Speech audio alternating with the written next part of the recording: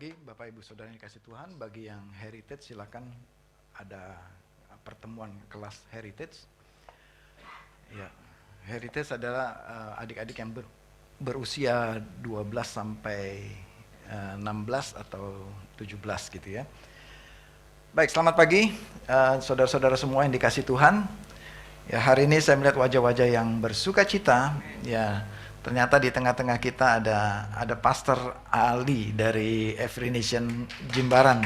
Pastor Ali adalah gembala Every Nation Jimbaran. Bisa bangkit berdiri, ini ya Pastor Ali, yang pastor yang paling ganteng.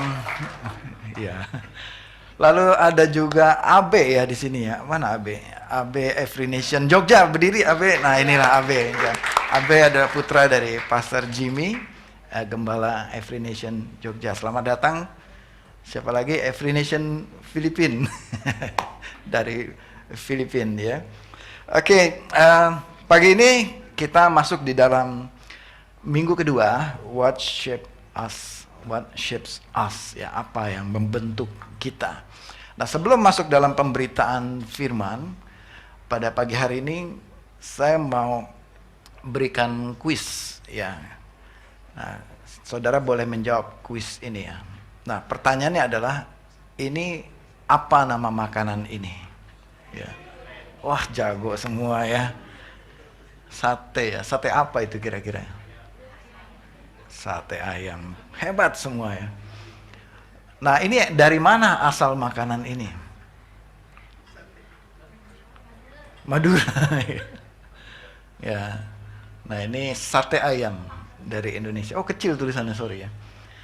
Oke, maka yang berikutnya ini apa? Wah, hebat semua, pizza ya. Dari mana ini pizza? Dari Italia. Betul ya? Pizza ya. Pizza Napoletana ya. Nah, berikutnya apa ini? Nah, mulai lebih susah lagi nih sekarang. What is this? Egg-tart, ya, hebat ya. Ada yang pernah makan ini? Nah, ini nama aslinya bukan egg-tart, pastel de Belém gitu mungkin. Udah nggak nyebut Belém ya mungkin ya. Dari Portugal ya. Dari Portugal ya. Next, apa ini? Wah, hebat semua gitu ya. Paling kenceng, paling suka, paling demen. Ternyata ini namanya apa ini ya? Dari France gitu ya. Chateau gitu kali ya. Chateau ya. Oke, next. Ini banyak yang suka nih. Apa nih? Indomie. Bubur ayam. Apa ini? Bibimbap. Oh, paling hebat di sini. Ini penggemar berarti sebelah sini ya. Bibimbap. Dari mana dia bibimbap? Dari Tegal, dari Kudus, dari Jogja, bukan. Dari South Korea ya. Itu dia. Nanti pulang cari bibimbap. Pulang gereja. Oke, next apa ini? Iya, ada yang namanya sushi di sini? Enggak ada ya. Dari mana ini? Madura atau dari Medan, Manado? Ya. Dari Japan ya. Nah, berikutnya ini apa? Ya, dimsum atau dimsum ya. Dari mana nih? China, dari Glodok ya. Bukan. Petak 9 ya. Okay, so sorry there is no Filipino food here. What is Filipino food? Apa ya? Oke, adobo. Oke. Nah, kenapa saya kasih gambar ini? Apa yang kita makan itu membentuk tubuh kita ya. Nah, apa yang membentuk tubuh kita? Nah, apakah makanan ini membuat kita menjadi obesitas atau kita choose healthy food yang membentuk kita menjadi sehat. Nah, ini hanya ilustrasi aja. Jadi nanti pulang pastikan cari makanan sehat ya. Itu yang akan membentuk tubuh kita. Nah, tapi pada pagi hari ini kita mau belajar makanan firman, makanan rohani yang menyehatkan kita. Amin, saudara. Nah, mari kita masuk dalam judul Creation and Fall. Ya, Creation and Fall. Nah, mari kita sama-sama baiknya kita bangkit berdiri ya. Kita akan baca bersama-sama Kejadian atau Genesis 1 verse 26 ya. Yang berbahasa Inggris silakan baca bahasa Inggris, yang berbahasa Indonesia kita baca dalam bahasa Indonesia. 1, 2, 3. Berfirmanlah Allah, baiklah kita menjadikan manusia menurut gambar dan rupa kita, supaya mereka berkuasa atas ikan-ikan di laut dan burung-burung di udara, atas ternak dan seluruh bumi, serta segala binatang yang melata di bumi. Ayat 27. Allah menciptakan manusia menurut gambarnya. Menurut gambar Allah diciptakannya dia, laki-laki dan perempuan diciptakannya mereka. Ayat 28. Allah memberkati mereka dan berfirman kepada mereka, beranak cuculah dan bertambah banyaklah, penuhilah dan taklukkanlah bumi, berkuasalah atas ikan-ikan di laut dan burung-burung di udara, dan atas segala binatang melata di bumi. Mari kita berdoa. Bapa yang mulia, yang bertahta dalam kerajaan surga, pagi ini kami buka hati dan telinga kami mendengarkan sabda firman-Mu. Kami menyambut dengan sukacita, dengan haus dan lapar akan hadirat-Mu, akan makanan rohani, akan firman yang mengubahkan, yang membentuk hidup kami. Terima kasih Bapa di surga, di dalam nama Tuhan Yesus Kristus kami berdoa. Amin. Amin. Silakan duduk Bapak Ibu Saudara. Creation and Fall. Ya, pagi ini kita membahas penciptaan. Manusia diciptakan dan kemudian kejatuhan manusia. Nah, pada awalnya ayat 26, berfirmanlah Allah. Ya, berfirmanlah Allah. Jadi semua penciptaan, kalau kita lihat dari Kejadian 1 ayat pertama, ya hari pertama, hari kedua, hari ketiga, dan seterusnya hari ke-6, dimulai dengan berfirmanlah Allah. Ya, kita fokus kepada penciptaan manusia. Ya, berfirmanlah Allah. Baiklah kita menjadikan manusia menurut gambar dan rupa kita. Yang pertama, Allah menciptakan manusia menurut gambar dan rupa Allah.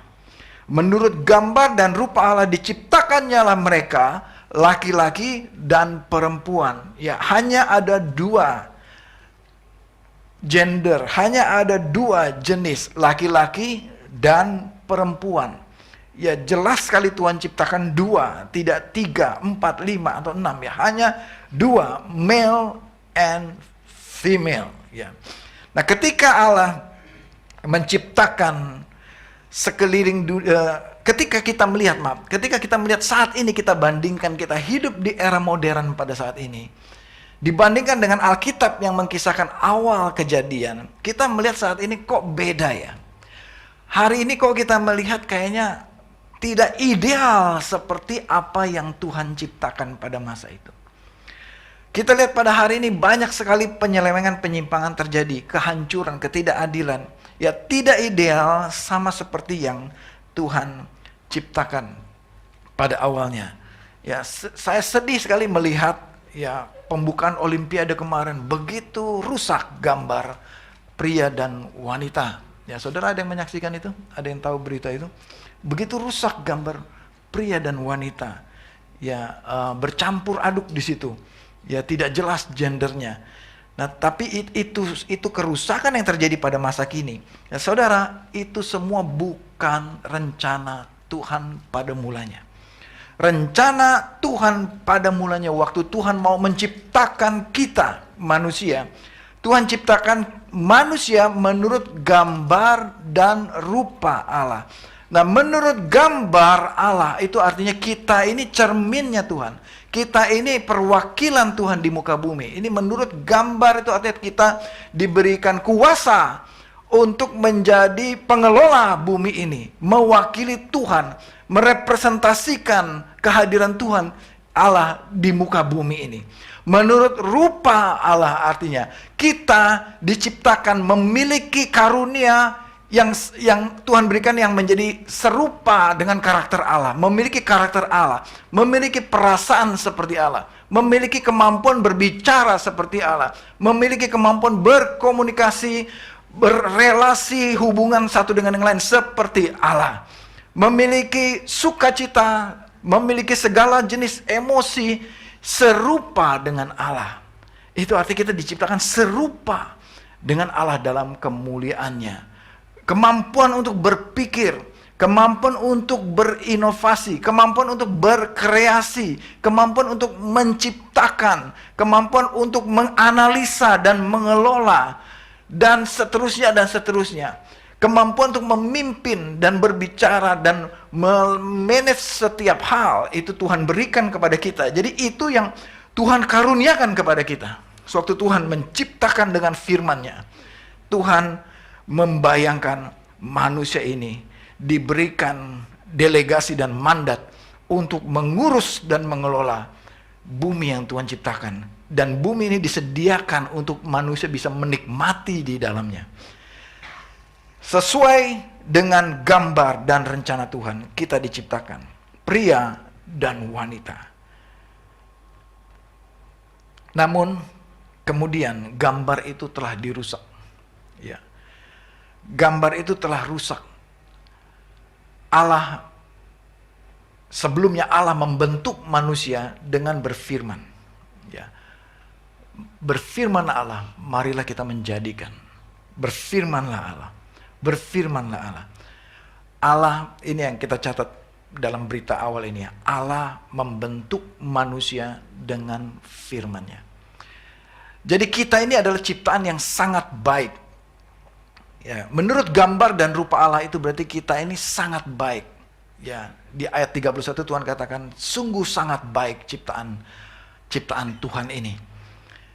Artinya sangat baik, kita ini kudus, kita ini mulia, kita memiliki sifat dan karakter Allah tadi ya. Dan kita sudah sampaikan dengan kemampuan, saya tambahkan lagi, dengan kemampuan, dengan satu talenta, dengan satu kuasa, dengan satu kemampuan untuk melahirkan, untuk beranak cucu, dan untuk bertambah banyak.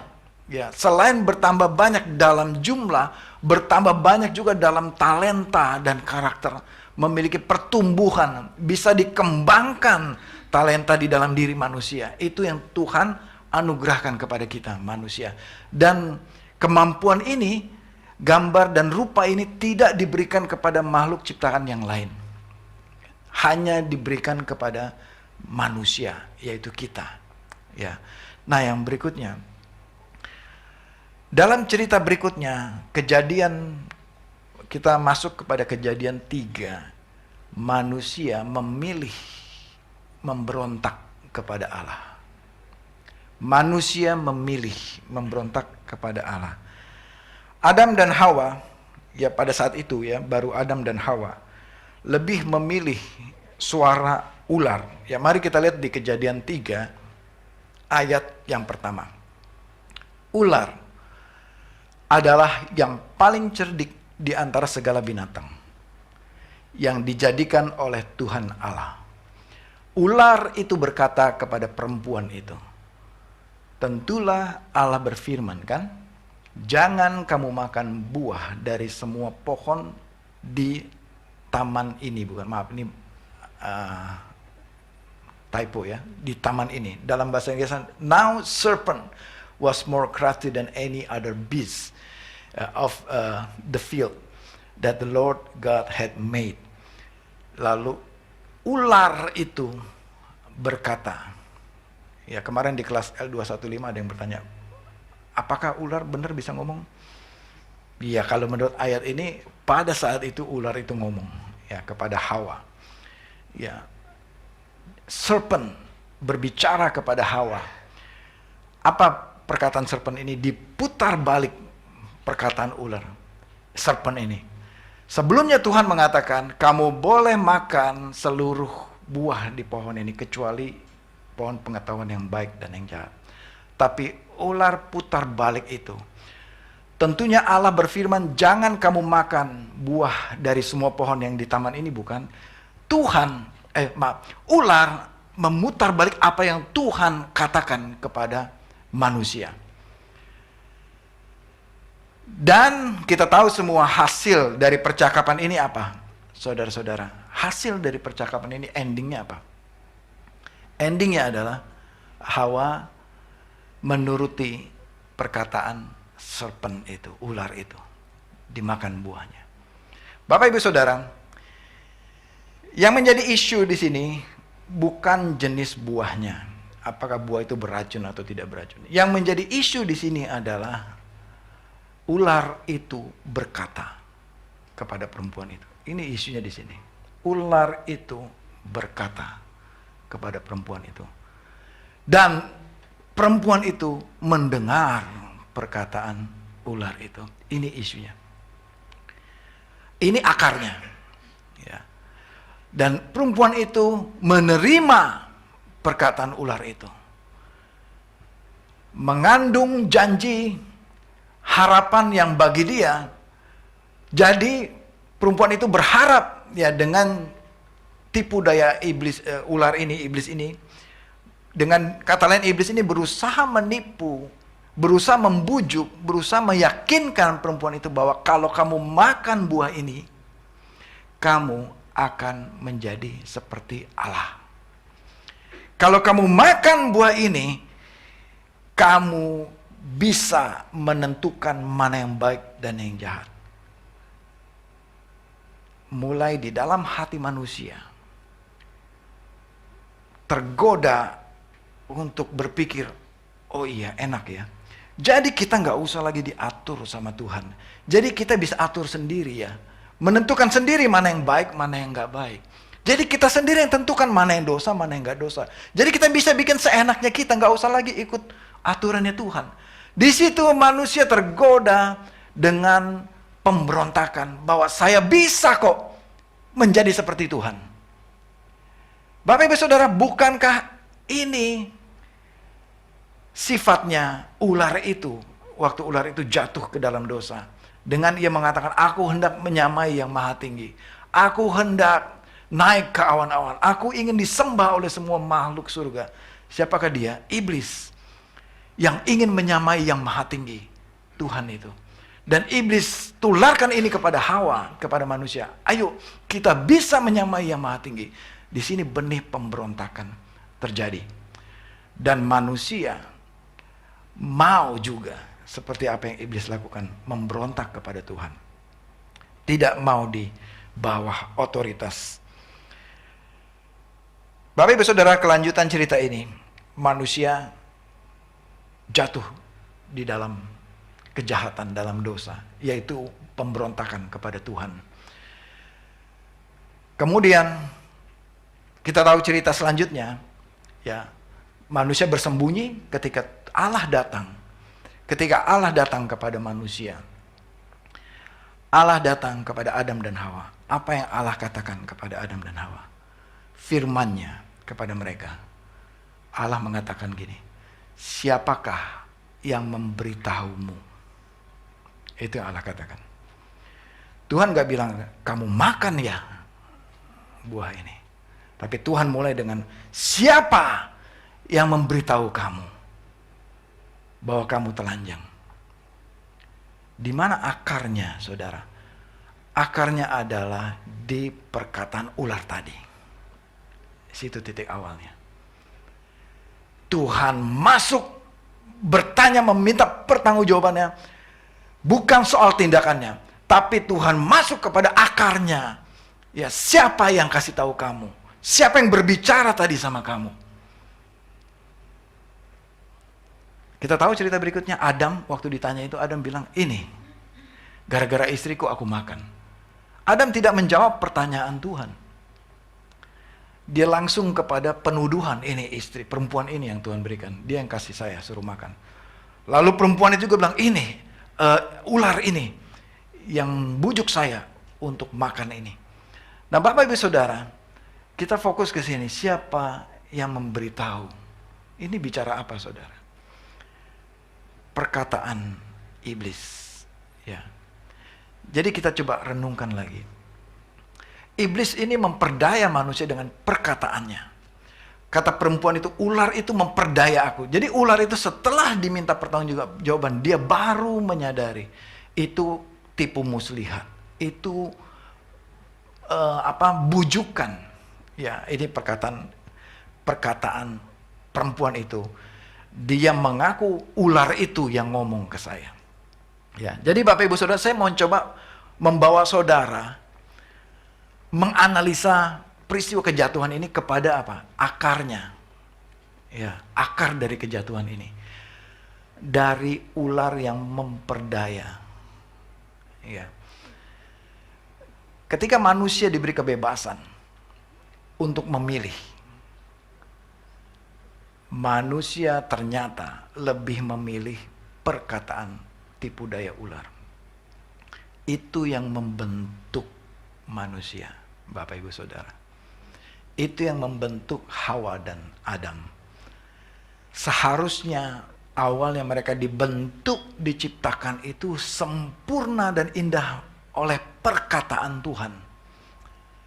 Kemudian manusia setelah dibentuk, manusia lebih memilih perkataan siapa? Ular. Lebih memilih perkataan ular. Jadi ada dua perkataan sekarang. Perkataan Tuhan hasilnya apa, Bapak Ibu Saudara? Manusia itu mulia, kudus, indah, penuh dengan kemampuan. Tapi ketika ia memilih perkataan ular, apa akibatnya? Manusia dikutuk, keluar dari Taman Eden, dan harus bekerja keras, dan harus menderita kesakitan, dan segala kehancuran terjadi karena pilihan manusia itu sendiri. Siapa yang mereka pilih? Perkataan Tuhan atau perkataan ular? Mereka pilih perkataan ular. Maka Tuhan katakan, siapa yang berbicara sama kamu? Siapa yang mempengaruhi kamu? Siapa yang memberitahu kamu? Ya, artinya Tuhan minta pertanggungjawaban. Kamu pilih siapa? Mereka mengaku, ternyata kita pilih mendengar perkataan ular ketimbang mendengar perkataan Allah. Ketika manusia diberi pilihan, sayang sekali manusia lebih memilih tipu daya, lebih memilih berontak. Bagaimana dengan kita, Bapak Ibu Saudara? Kita juga diberikan pilihan yang sama. Kita di sini, duduk di sini, saudara diberi pilihan oleh Tuhan. Perkataan siapa yang saudara mau dengar? Apakah perkataan firman Tuhan atau tipu muslihat iblis yang saudara mau dengar? Itu selalu terjadi pasti di dalam kehidupan kita sehari-hari. Iblis akan terus menggoda saudara dan saya, terus berbicara kepada saudara dan saya. Perkaranya bukan buahnya saudara, perkaranya adalah perkataannya itu yang terus dia akan berbicara, akan menggoda kita. Sekarang pilihan kita, Bapak Ibu Saudara, itu yang akan membentuk kita. Apakah kita mau mendengar perkataan Tuhan tadi, atau kita mendengar perkataan iblis yang mengatakan kamu itu nggak berguna, yang mengatakan si itu tuh jahat sama kamu, tahu nggak? Yang mengatakan jangan lagi berhubungan sama dia, atau yang mengatakan suamimu tuh jahat, atau yang mengatakan istrimu tuh sebenarnya nggak sayang sama kamu, atau yang mengatakan, dan banyak lagi perkataan iblis. Apakah kita mau mendengar itu? Apakah kita mau menyimpan itu di dalam hati kita? Apakah kita mau entertain terus menerima dan kita olah itu semua perkataan tipu daya itu? Bapak Ibu Saudara, semua yang keluar dari ular itu tidak ada yang benar, betul? Kalau kita baca di ayat ini, apakah ada yang benar? Nggak ada semua. Semua diputar sama ular ini. Demikian Bapak Ibu Saudara, sampai hari ini, semua perkataan iblis tidak ada satupun yang benar. Semuanya sudah pasti tipu muslihat. Sudah pasti bohong semua yang dari iblis. Karena dia bapa segala pembohong. Jadi sesatlah kita kalau kita ikuti perkataan iblis yang mengatakan bahwa dia tuh benci sama kamu ya. Dia tuh begini-begini, yang mengadu domba, yang membuat perselisihan, yang membuat perpecahan, yang mengatakan benci satu dengan yang lain. Kamu, dia tuh jahat, kamu benci aja dia, jangan ampuni, dia nggak akan kasih kamu, dia nggak sayang kamu. Itu perkataan siapa? Tipu muslihat, iblis. Pilihan ada di tangan kita. Amin Bapak Ibu Saudara. Pada dasarnya, Bapak Ibu Saudara, kita ini lemah memang terhadap godaan. Karena iblis terus akan menghantui, akan terus merasuki, meracuni pikiran kita. Dunia ini akan terus meracuni kita dengan konsep pikiran dan semua mitos dunia yang akan merusak pikiran kita. Pada dasarnya memang kita ini lahir dengan kelemahan. Kita ini adalah makhluk yang celaka, Bapak Ibu Saudara. Kita ini makhluk yang lemah, yang rentan terhadap godaan dosa. Nggak apa-apa kok bikin begini, nggak ada yang tahu. Kamu sendiri di rumah nggak ada yang tahu, udah tenang aja, bikin aja dosa, nggak ada yang tahu. Iblis akan berusaha terus menipu kita. Dia akan berusaha terus menipu kita. Dan kita ini memang lemah terhadap godaan. Nggak ada satupun di ruangan ini yang tahan banting, tahan godaan, tahan dari tipu muslihat iblis. Bapak ibu saudara, saya mau kasih tahu kebenarannya. Kebenarannya tidak ada satupun dari kita yang kuat, yang hebat, yang bisa dengan kekuatan kita menolak itu semua. Seperti Adam dan Hawa. Sama. Kalau kita pikir-pikir, kalau kita di posisi Hawa pada saat itu pun, coba kita bayangkan, seandainya saya ini Adam, seandainya saudara ini Adam atau Hawa, di posisi mereka ribuan tahun yang lalu, will you do the same? Apakah saudara lakukan yang sama? I think so. Saya pikir iya, saya akan lakukan yang sama. Kita sama-sama lemah. Kita sama-sama berdosa, Bapak Ibu Saudara. Tidak ada di antara kita yang benar. Kita semua berdosa. Kita semua berdosa. Kita semua lahir sudah jatuh dalam dosa. Kita semua lahir terpisah dari Allah. Kita semua tidak bisa menyelamatkan diri kita sendiri. Saya nggak cantumkan ayatnya ya. Saudara catat aja. Yesaya 64 ayat ke-6.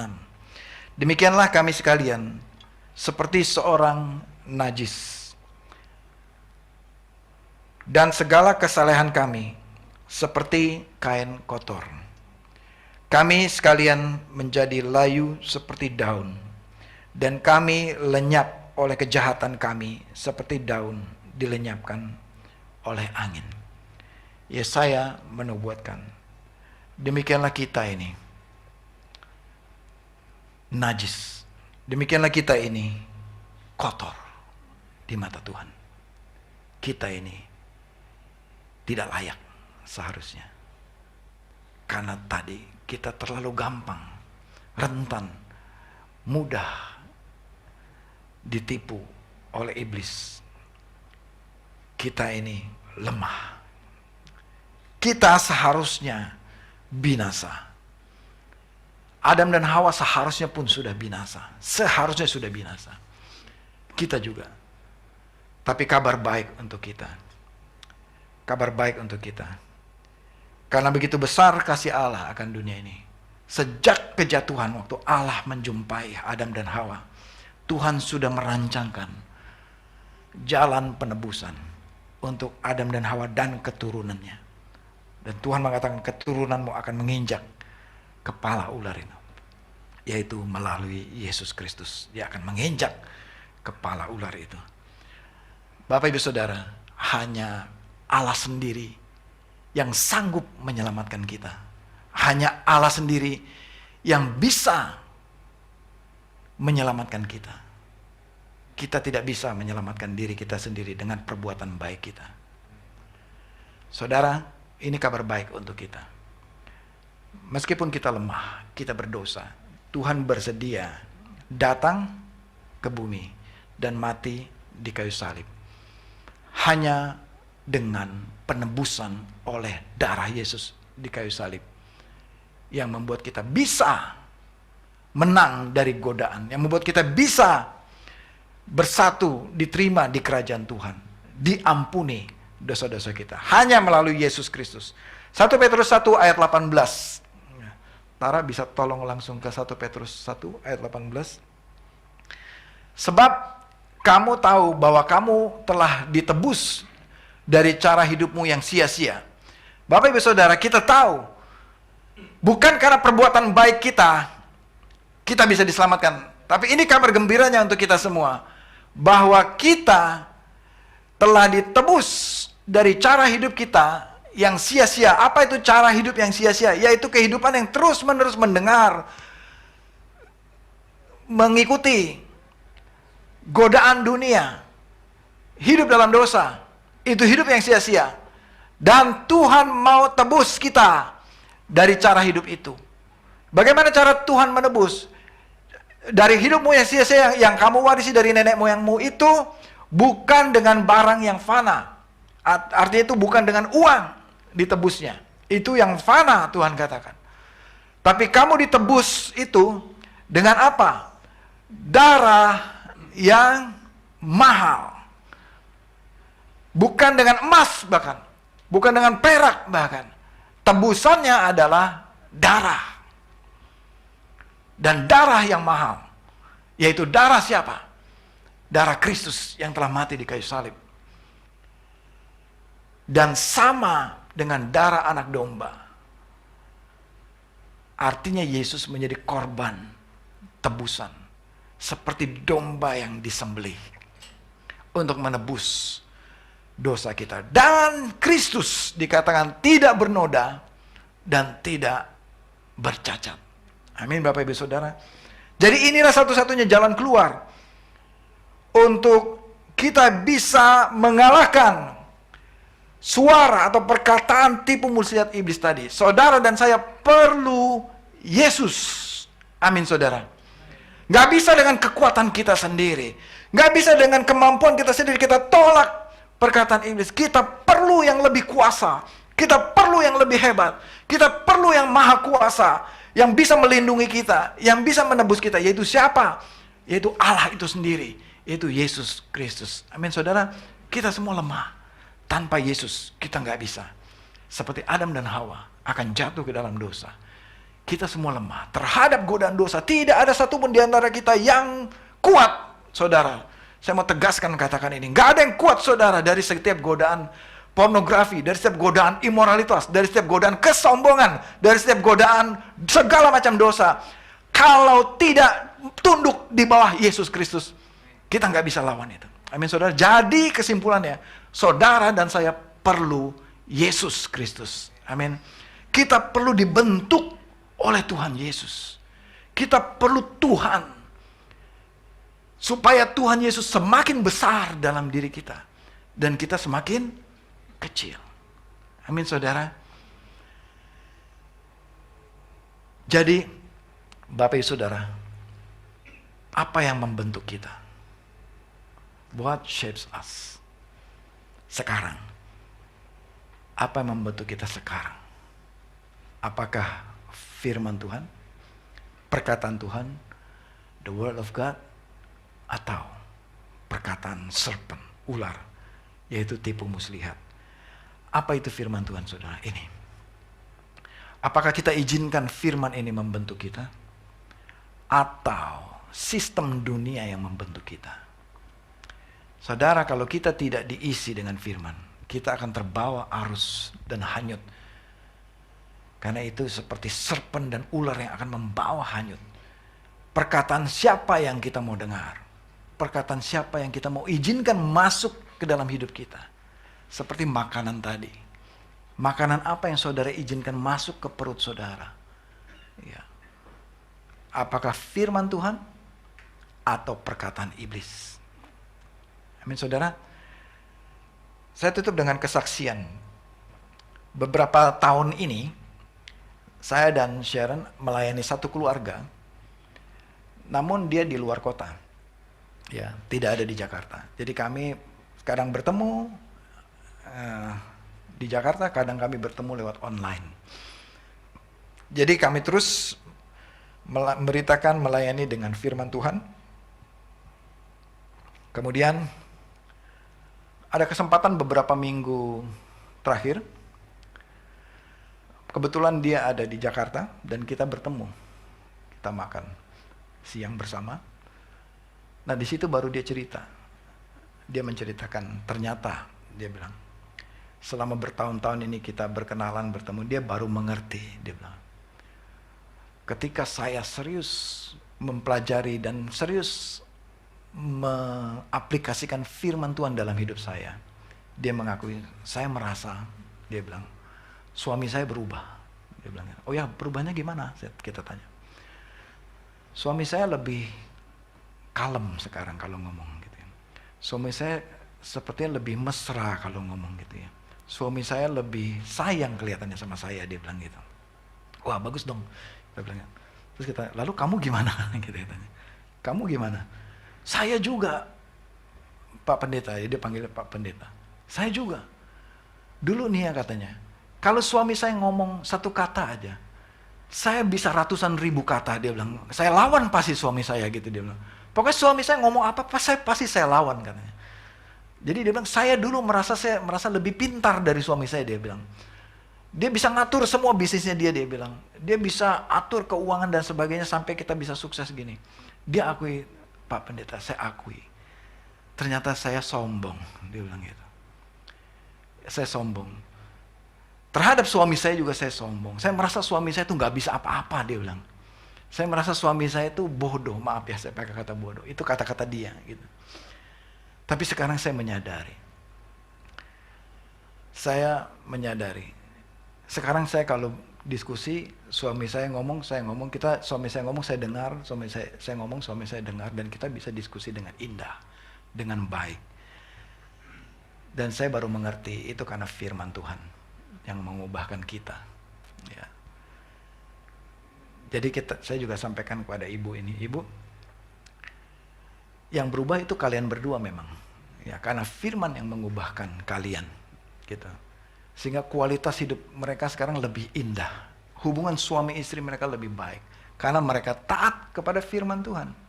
Mereka mau dibimbing, mereka mau dimuridkan, dan anak-anak mereka juga baik-baik sekarang. Anak-anaknya berprestasi, juara, ya, anak-anaknya pintar-pintar, ya, dan bisnis mereka sekarang diberkati luar biasa. Diberkati luar biasa. Jadi saya baru mengerti, Pak Pendeta, dia bilang. Saya baru mengerti. Saya ini juga sebenarnya gak ada apa-apanya. Bisnis ini bisa jalan betul karena suami saya juga, katanya. Ya, saya gak bisa lihat memang apa yang dia kerjakan. Tapi saya tahu bahwa ini karena suami saya juga. Kalau gak ada dia juga saya gak bisa apa-apa juga gitu. Memang betul suaminya jago negosiasi, bisnis segala macam gitu ya. Nah Bapak Ibu Saudara, dari kesaksian ini, saya melihat ini true story gitu. Kalau kita mengizinkan firman membentuk kita, maka Tuhan akan membuat kita indah. Ya, kita akan bertumbuh cemerlang, kita akan berdewasa secara rohani, dan kita akan menjadi saluran berkat bagi banyak orang. Dan kita pasti akan diberkati Tuhan. Tapi kalau kita izinkan suara dari si ular itu, ujungnya apa, saudara? Kebinasaan. Amin. Ujungnya kebinasaan. Jadi pada pagi hari ini, saudara, mari kita merenungkan apa yang membentuk hidup kita. Apakah dunia?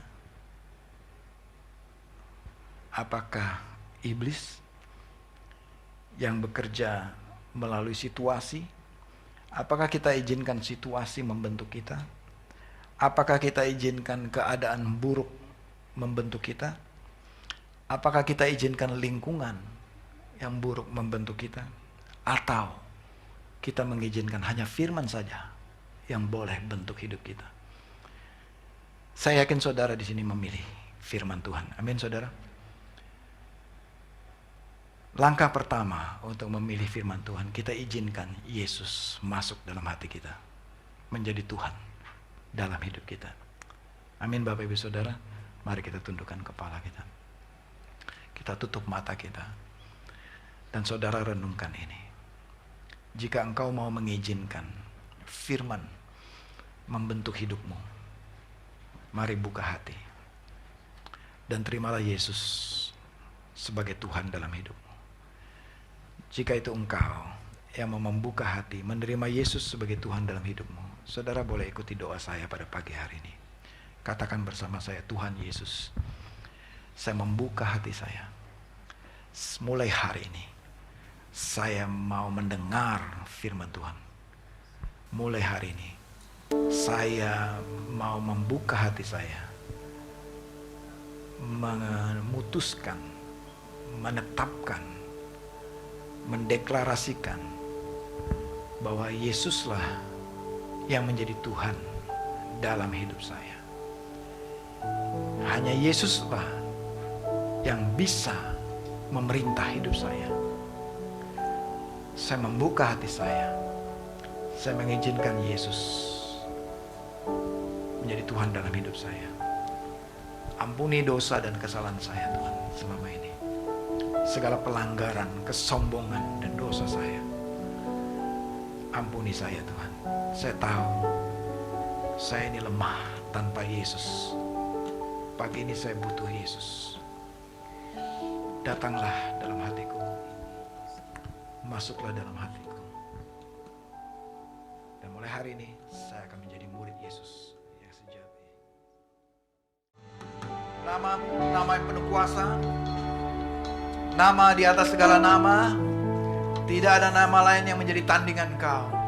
Yesus Kristus, nama di atas segala nama, Raja segala raja. Engkau Allah Tuhan kami. Oh, nama-Mu yang begitu berkuasa dan tidak ada tandingannya yang sama dengan Engkau, Tuhan. Mulai hari ini kami declare, oh Yesus, Engkau adalah Tuhan kami, nama di atas segala nama. Dan hanya kepada Tuhan saja kami mau mendengar, Tuhan. Kami tidak mau mendengar suara dari dunia, suara dari iblis, suara dari ular itu. Kami mengizinkan firman Allah yang membentuk kehidupan kami. Kami hanya percaya kepada firman Tuhan saja. Terima kasih Tuhan, aku berdoa berkati jemaat-Mu, Tuhan. Tuhan yang akan mengokohkan, mengestablish iman kami di atas dasar batu karang yang kuat, yaitu firman-Mu, Tuhan. Dan kami tidak akan goyah. Kami akan berdiri di atas firman-Mu. Jemaat-Mu akan kokoh berdiri di atas firman-Mu. Dan pintu alam maut tidak akan menguasainya. Iblis tidak akan menguasai jemaat ini, Tuhan. Karena Engkau yang mendirikannya. You are the builder. Tuhan yang membangun gereja-Mu, Tuhan. Tuhan yang membangun jemaat ini. Iman kami di atas dasar firman Tuhan. Aku berdoa memberkati jemaat ini pada saat ini, Tuhan. Juga yang di rumah, aku berdoa yang ikut melalui Zoom, bahwa tidak akan ada lagi yang mencuri iman kami. Kami dikokohkan di atas dasar firman Tuhan. Dan jemaat-Mu akan percaya kepada firman Tuhan. Dan firman ini akan membentuk jemaat-Mu, Tuhan, menjadi serupa dengan Kristus Yesus. Aku memberkati jemaat pada saat ini. Setiap jemaat yang dalam masalah keuangan, aku berdoa Tuhan memberkati jemaat ini. Akan terjadi terobosan dalam keuangan. Aku berdoa jemaat yang mengalami masalah dalam perselisihan, saudara bersaudara, suami dengan istri, aku berdoa ada perjumpaan ilahi, ada rekonsiliasi terjadi, ada pemulihan terjadi, Tuhan. Aku berdoa setiap jemaat yang sedang mencari pekerjaan, aku berdoa terbukalah pintu berkat-Mu untuk jemaat mendapat pekerjaan yang the best, yang terbaik dari Engkau, Tuhan.